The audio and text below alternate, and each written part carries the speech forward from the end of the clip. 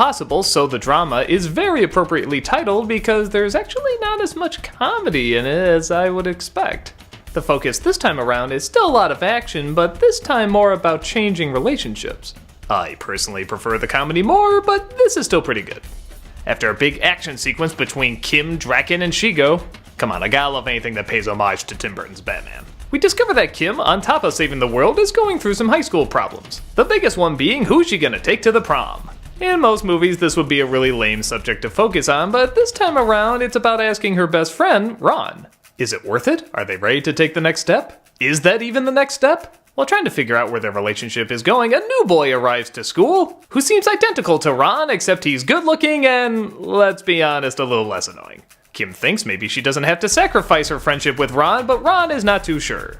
For far too many strange things are happening, like his favorite taco restaurant is being changed, designs for toys are being stolen by supervillains, and yeah, maybe he thinks his relationship with Kim should change too.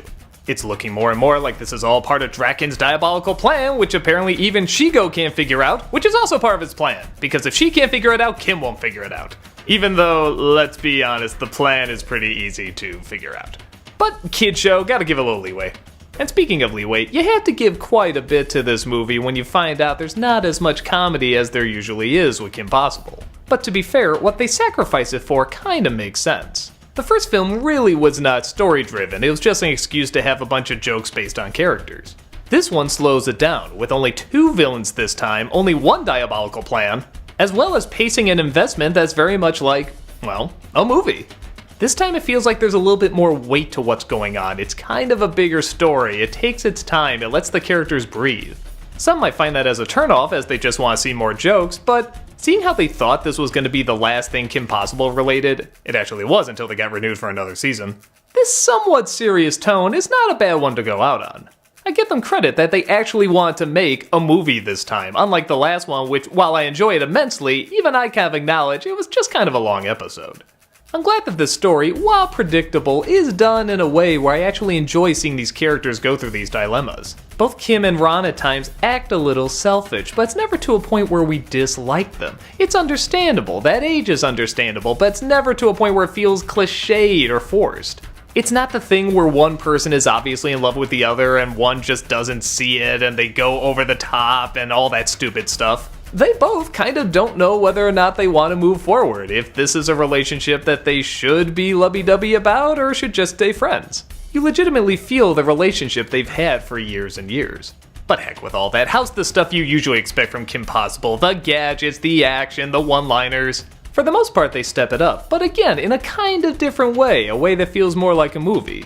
This opening action sequence, for example, is done much slower than most of the other action sequences, but that's done so that it feels larger. These backgrounds are about as simple as they can be, but when you notice how they're positioned and how they shoot them and how every action that they have feels like they're actually going through it, it's very impressively done.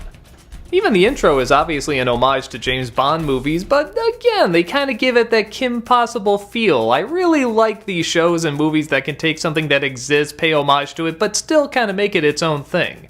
It's kind of like what Heath Ledger did with the Joker. It's kind of all the Jokers, but it's also his own thing at the same time.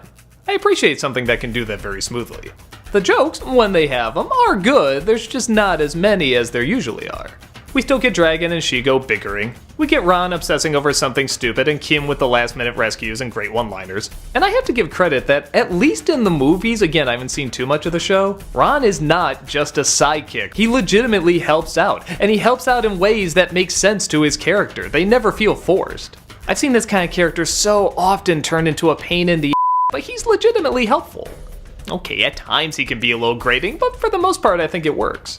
With the story, animation, action, and characters all taking on more of a cinematic tone, you get a Kim Possible movie that's different than what you'd expect, especially comparing it to the last one, but is still reasonably well done. I think I'd probably rather watch the last one for more laughs, but for a final movie, this one gets it pretty good. Figure out the sitch and give it a watch.